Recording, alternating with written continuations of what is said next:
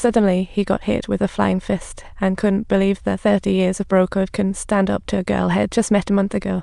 With tempers flaring, Silver Eye and Ben started brawling, but soon enough, they calmed down again. Leaving this town is tough. Consent from the florist is needed. Unbeknownst, the florist, Big Foo, is the mastermind, supplying Heist details and gear. Each time they robbed Cash, he took a share. To elope with Claire, Ben decided to bring Cash to Big Foo, but a smart guy like him knew.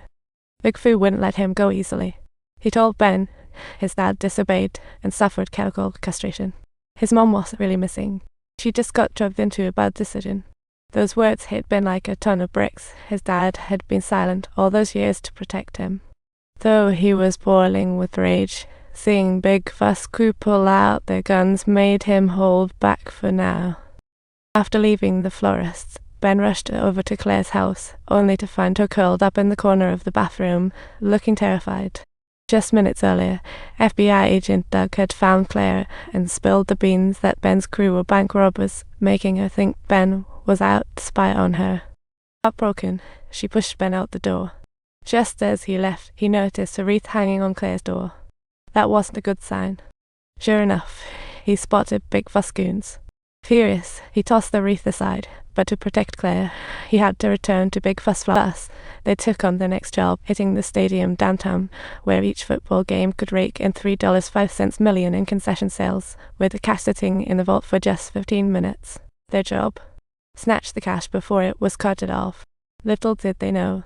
The FBI was already on their tail, and soon noticed Ben getting ready to blow a gasket. Dizzy bribed his way into borrowing a getaway truck, while the sneaky girl hung out with the gang. She even brought her kid to the motel. But when Doug intercepted the truck Dizzy borrowed, they quickly realized Ben had tricked them. The driver?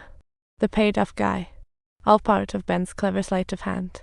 Meanwhile, the sneaky duo had donned police uniforms and, thanks to Big Fuss Insider, snuck in through the side door of the stage. Are you calling 911? No, call from here. Hurry. The guards outside the vault were clueless, and before they could explain, Ben and the sneaky duo quickly revealed their guns, claiming they were robbers in the security team. They demanded everyone show ID and lie down, their intimidating presence leaving everyone stunned. Once they had the security folks all tied up, they finally put on. Then Ben knocked on the vault door, also spilling the vault manager's address and family names. The terrified guards had no choice but to open the door. And just like that, mountains of cash were stuffed into their prep backpacks. Next, they loaded 2 giant bags of cash onto a cart and strutted out like they owned the place. But just as they were changing attire, Ben suddenly noticed something was off. The parking lot was oddly quiet, raising his alarm. He quickly went to the window and saw a SWAT team had surrounded the area. FBI threatened child custody to force Hawkeye's sister to reveal the Heist location. Meanwhile, loading his gear, Hawkeye noticed the FBI mirror and fired without hesitation. He fired wildly, as the SWAT team's bullets rained down on them like a bad horror movie. Soon, both sides were in a fierce shootout. In no time, the hefty guy went down with a bullet. Watching Ben's crew get overwhelmed, the security guard in the getaway truck made a sneak attack from inside. Ben quickly ordered Dizzy to open the gate and started shooting through the holes to protect himself.